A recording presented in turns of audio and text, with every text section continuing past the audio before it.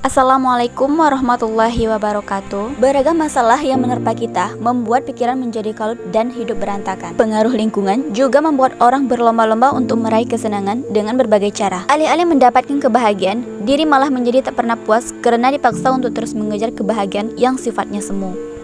Dan pada akhirnya muncullah perasaan tidak puas dan hidup tidak tenang. Lalu bagaimana caranya agar hidup menjadi tenang tanpa pengaruh siapapun, terutama pada lingkungan? Nah, di video kali ini, mari kita bahas mengenai hidup agar lebih tenang, terutama pada lingkungan. Yang pertama adalah menerima diri sendiri. Menerima diri sendiri adalah proses penting dalam mencapai hidup tenang dan bahagia. Dan hal ini berarti menerima dengan sepenuh hati segala kelebihan serta kekurangan. Ketika kita mampu menerima diri sendiri, kita tidak lagi merasa perlu untuk berusaha menjadi sempurna atau membandingkan diri dengan orang lain. Yang kedua adalah melatih kesabaran. Melatih kesabaran bisa membuat hidup jauh lebih tenang dan lebih nyaman. Saat kita belajar untuk bersabar, kita tidak mudah terbawa emosi ataupun marah dalam menghadapi situasi sulit ataupun yang menyebalkan. Misalnya saat terjebak macet ataupun menghadapi deadline yang kesabaran juga membantu kita tetap tenang dan berpikir jernih. Hal ini juga berlaku dalam hubungan dengan orang lain. Yang ketiga adalah menjaga hubungan yang sehat. Ketika kita memiliki hubungan yang baik dengan keluarga, teman, ataupun pasangan, kita cenderung merasa didukung dan selalu dicintai. Dan hal ini memberikan rasa aman dan nyaman serta mengurangi stres dalam kehidupan. Hubungan yang sehat dibangun melalui komunikasi yang jujur, saling pengertian, dan dukungan emosional. Dengan menjalin hubungan yang positif, kita bisa menghadapi masalah hidup dengan lebih tenang karena tahu ada orang-orang yang selalu membantu kita. Selain itu, hubungan yang harmonis membuat kita merasa lebih bahagia dan puas dengan kehidupan, sehingga kita mampu menciptakan lingkungan yang konduktif untuk ketenangan batin.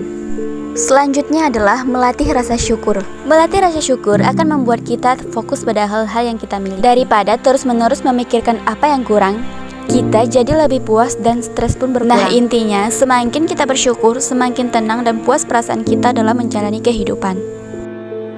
Selanjutnya adalah beradaptasi dengan perubahan. Perubahan adalah hal yang pasti terjadi dalam kehidupan, entah itu di pekerjaan, hubungan, ataupun situasi pribadi. Ketika kita belajar untuk menerima dan beradaptasi dengan perubahan, kita tidak mudah stres ataupun khawatir. Selain itu, agama kita juga mengajarkan kita agar selalu hidup tenang. Nah, apa saja? Yang pertama adalah tawakal. Tawakal atau berserah diri kepada Allah merupakan kunci hidup tenang karena mengajarkan kita untuk percaya penuh kepada kehendak dan rencananya. Tawakal membantu kita untuk tidak merasa cemas ataupun stres karena kita yakin bahwa segala sesuatu yang terjadi sudah diatur oleh Allah Subhanahu wa Ta'ala. Barang siapa yang tawakal kepada Allah, maka Allah akan mencukupi kebutuhannya. Allah akan memberikan rezeki kepadanya dari arah yang tidak ia sadari. Nah, yang kedua yaitu sholat. Sholat merupakan ibadah yang menghubungkan kita langsung dengan Allah. Dengan melalui sholat, kita mencurahkan segala kekhawatiran, rasa syukur, dan permohonan hanya kepada Allah. Dalam hadis lain, Nabi SAW mengatakan, sesungguhnya sholat dijadikan untukku sebagai penenang hati. Selanjutnya adalah berzikir.